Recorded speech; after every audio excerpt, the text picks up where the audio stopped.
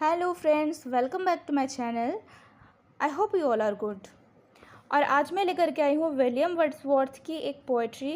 आज हम उस पोइट्री पे डिस्कस करेंगे जिसका कि टाइटल है retrospect love of nature leading to love of mankind, lines 1 to 110 from prelude book 8th। और ये विलियम वर्ड्सवर्थ की ऑटोबायोग्राफी है। जनरली आप सब ने जो भी बायोग्राफी देखा होगा या फिर पढ़ा होगा वो नोवेल फॉर्म या स्टोरी फॉर्म में होता है, लेकिन ये थोड़ा सा आपको इंटरेस्टिंग और यूनिक स्टाइल देखने मिलेगा कि विलियम वर्ड्सवर्थ अपनी पूरी स्टोरी को एक पोएट्रिक फॉर्म में लिखते हैं। और इस वीडियो को आप एंड तक देखिएगा। मैं इस थोड़ा सा इसकी डिटेल समरी डिस्कस करूँगी जो कि आपके सारे इम्पॉर्टेंट क्वेश्चंस आने वाली जो इस चैप्टर के हैं 16 मार्क्स को कवर करने में ये सफिशिएंट है। इसमें आप थोड़ा बहुत अपने वर्ड्स चेंज कर सकते हैं, ऐड कर सकते हैं, और अगर नहीं भी करेंगे तो भी ये आपके समरी, क्रिटिकल एनालिसिस और इस पोएट्री की जो थीम्स हैं, इस टाइप के क्वेश्चंस पे ये जो मेरे नोट्स हैं वो फिट बैठेंगे। तो आप इस वीडियो को एंड तक देखें। और ये थोड़ी आज मैं डिटेल समरी लेकर के आई हूँ, और जब आपके एग्ज़ाम्स आएंगे तो मैं एक शॉर्ट समरी भी अपलोड करूँगी जो आपके क्विक रिवीजन के लिए बहुत बेस्ट रहेगा। सो चलिए स्टार्ट करते हैं। इंट्रोडक्शन देखते हैं। The prelude is a long autobiographical poem written by William Wordsworth. और जैसे कि मैंने बताया ये ऑटोबायोग्राफी तो खुद से ही लिखा जाता है, तो ये विलियम वर्ड्सवर्थ ने अपनी लाइफ की स्टोरी लिखी है। He began writing it in 1798 and continued to revise it until his death। और उन्होंने 1798 में इस पोइट्री को लिखना शुरू किया था और उसे हमेशा लगातार उसमें कुछ ना कुछ चेंजेस करते रहते थे, कुछ सुधार करते रहते थे अपने डेथ तक। It was published after his death.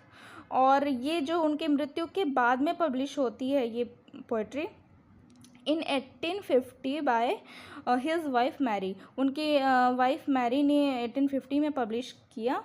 The poem is written in blank words and has 14 parts called books. और ये जो पोएम है ब्लैंक वर्ड्स में लिखी गई है। इट मीन्स कि इसमें राइमिंग वर्ड्स नहीं है, जैसे पोएट्री में राइमिंग वर्ड्स का ध्यान दिया जाता है। जैसे कि सारे सेंटेंस के लास्ट में डे से इस टाइप से सेम ट्यून वाले वर्ड्स आते हैं, तो वो ऐसा कुछ नहीं है इसमें। हैज़ 14 पार्ट्स और इसके 14 पार्ट्स हैं, जैसे फर्स्ट पार्ट, सेकेंड पार्ट ऐसे, और जिनको कि एक ही पोइट्री के ये 14 पार्ट्स हैं, लेकिन उन्हें हम बुक्स कहते हैं। It describes the poet's inner journey, how he grieve emotionally, spiritually and as a poet. और ये पोएट्री दिखाता है कि कैसे एक पोएट जो विलियम वर्ड्सवर्थ हैं उनकी आंतरिक यात्रा को दिखाता है कि कैसे उनके भावनात्मक, आध्यात्मक की विकास होता है उनके अंदर में, और कैसे एक उनके अंदर एक कवि का विकास होता है, उस बारे में ये कविता है। Book 8 is titled retrospect love of nature reading to love of mankind. और जैसे कि उनके फर्स्ट पार्ट, सेकेंड पार्ट ऐसे बुक्स हैं, तो हम जो आज पढ़ रहे हैं वो बुक 8th है। तो इस बुक 8th का टाइटल, सभी बुक्स का कुछ ना कुछ टाइटल है, तो इस बुक का टाइटल है retrospect love of nature leading to love of Mankind.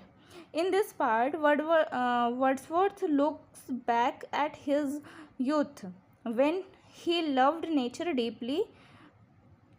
तो इस पार्ट में जो वर्ड्सवर्थ हैं वो अपने यूथ, जब वो यंग होते हैं उस टाइम को देखते हैं, अपनी पिछली ज़िंदगी की तरफ देखते हैं और उस टाइम को याद करते हैं जब वो यंग रहते हैं और वो प्रकृति से बहुत गहरा प्रेम करते हैं। Slowly this love for nature turned into a deep love and sympathy for human beings, especially poor rural people. और इनका जो प्रकृति के लिए प्रेम है वो धीरे धीरे मानव के प्रति दया और इस दया में बदल जाता है। जो ख़ास तौर पे जो गरीब गांव के लोग होते हैं उनके प्रति सहानुभूति और दया उनके अंदर आ जाता है। This book shows how nature helped shape his human values and poetic vision. और ये बुक दिखाता है कि कैसे एक कवि के मानवीय मूल्यों और काव्यात्मक दृष्टि को आकार देता है ये प्रकृति। अब फर्स्ट हेडिंग देखते हैं, the early love for nature. उनका प्रकृति के प्रति शुरुआती प्रेम देखते हैं। In the beginning of the book Wordsworth reflects on the joy and peace he found in nature as a young man. और इस बुक के शुरुआत में वर्ड्सवर्थ जब यंग थे, उस समय जब वो प्रकृति से आनंद और शांति प्राप्त किए थे, उस बात की चर्चा करते हैं। His love for nature was not merely an appreciation of its external beauty but was rooted in the deeper moral lessons it taught him. इनका जो प्रकृति के प्रति प्रेम है वो सिर्फ प्रकृति के बाहरी सुंदरता की तारीफ करने से नहीं है, जबकि वो प्रकृति से जो भी उन्होंने नैतिक मूल्यों की शिक्षा ली है उससे जुड़ी हुई है। नेचर प्रोवाइडेड सॉलिट्यूड, और ये प्रकृति ने उन्हें एकांत प्रदान किया। A place where he could reflect on his emotions and connect with his inner self. और एक जगह दिया जहाँ पे कि वो अपने भावनात्मक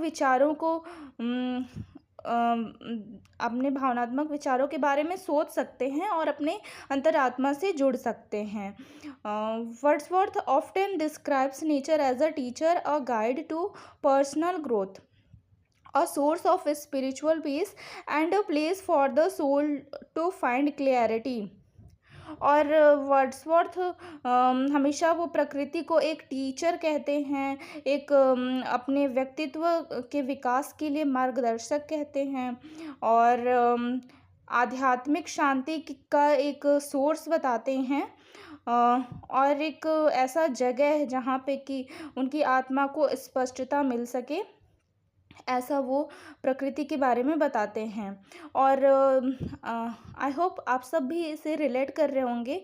जब हम प्रकृति के गोद में, इन द सेंस कि पहाड़ों नदियों से जब हम घिरे होते हैं, तो वैसे जगह पे जो आप एक अलग से शांति और सुकून महसूस करते हैं, वो शहर की भीड़ भाड़ और शोर शराबे गलियों में वो आपको वो सुकून नहीं मिलता है। तो आई होप आप सब भी इससे रिलेट कर रहे होंगे। जो कि आज के डेट में जो स्ट्रेस और एंजाइटी लोगों को बहुत तेज़ी से बढ़ रहे हैं, तो ये काफ़ी डिमांडिंग है नेचर के साथ टाइम स्पेंड करना, जो माइंड को बहुत रिलैक्स करता है और हील करता है। नेक्स्ट हेडिंग देखते हैं, अ शिफ्ट टुवर्ड्स ह्यूमैनिटी। मानवता की ओर बदलाव। As Wordsworth matures, his thoughts begin to shift. और जैसे ही वर्ड्सवर्थ मैच्योर होते हैं तो उनके विचार बदलने लगते हैं। While nature continues to hold great importance in his life, जबकि जो प्रकृति है उनके जीवन में एक ख़ास महत्व बनाए रखती है। He starts to develop a growing sympathy and love for mankind. और उनके अंदर जो लोग हैं, मनुष्य जाति है, उनके प्रति दया और सहानुभूति का भाव उनके अंदर विकसित होने लगता है। Particularly for the rural poor and common folk, और ख़ास तौर पे जो गांव के लोग होते हैं, साधारण से आम जनता होती हैं, उनके प्रति उनके अंदर में दया और करुणा की भाव जाग जाती है। ये सब प्रकृति के प्रेम की वजह से ही होता है। Wordsworth realize that the same lessons he learned from nature can be applied to human lives।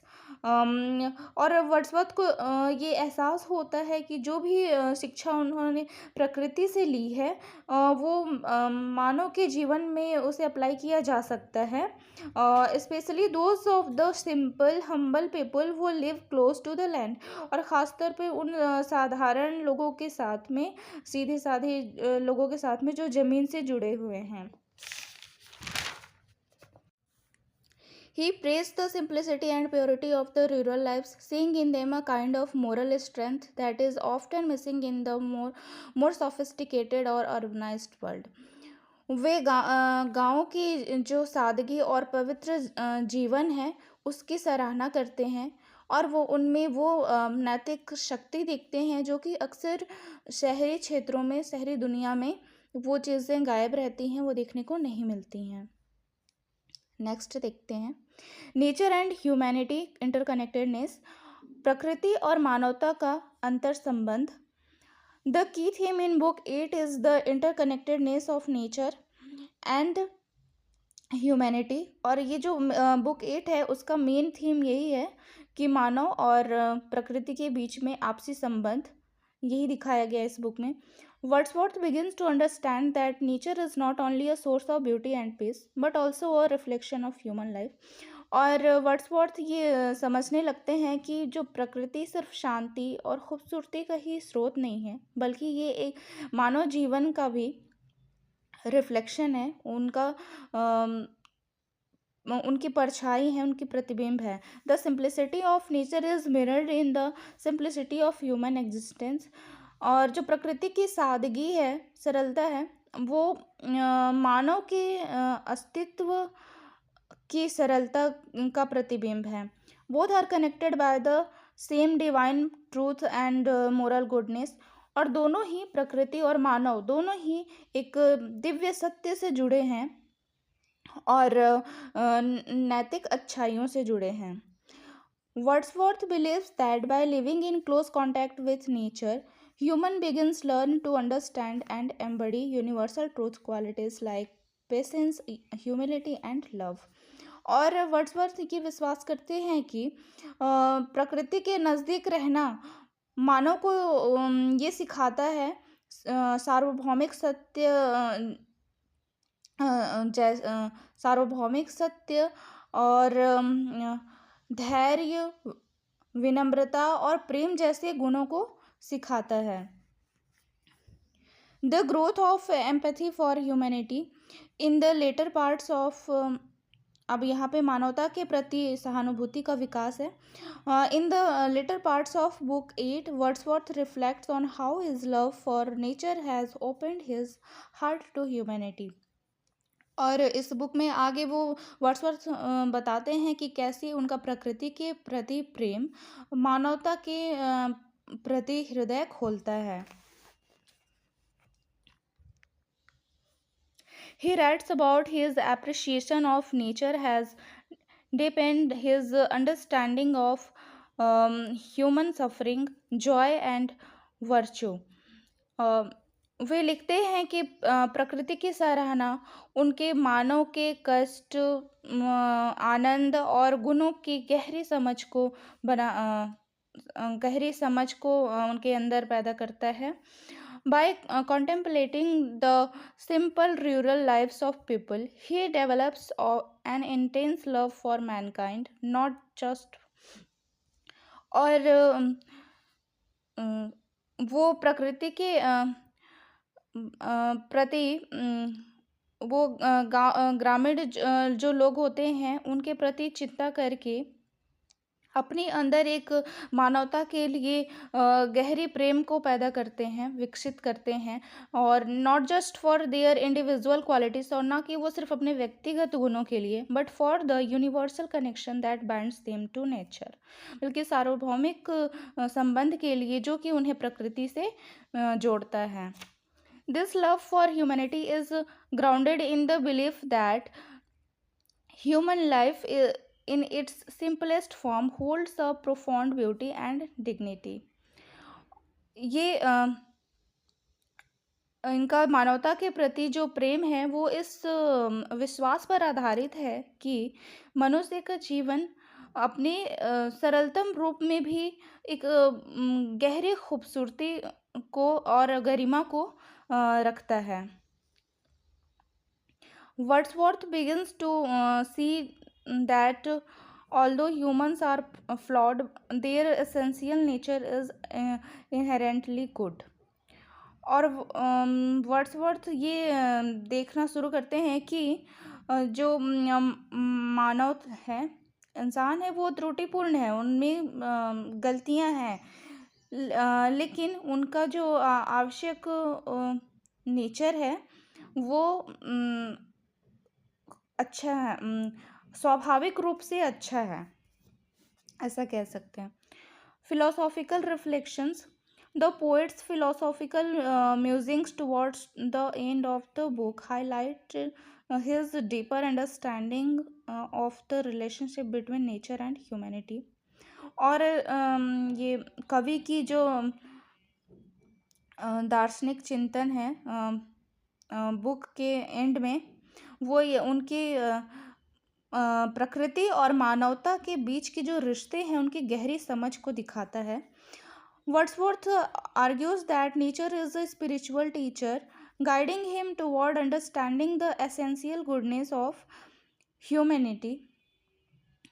और इसमें वर्ड्सवर्थ ऐसा तर्क देते हैं कि नेचर एक शिक्षक है, आध्यात्मिक गुरु है, जो कि उन्हें प्रकृति मानवता की जो आवश्यक गुण हैं उनको समझने में मार्गदर्शन देती है।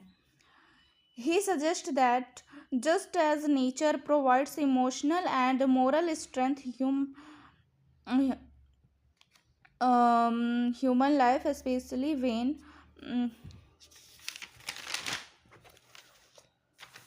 it is lived in accordance with nature, becomes an expression of moral clarity and spiritual wholeness.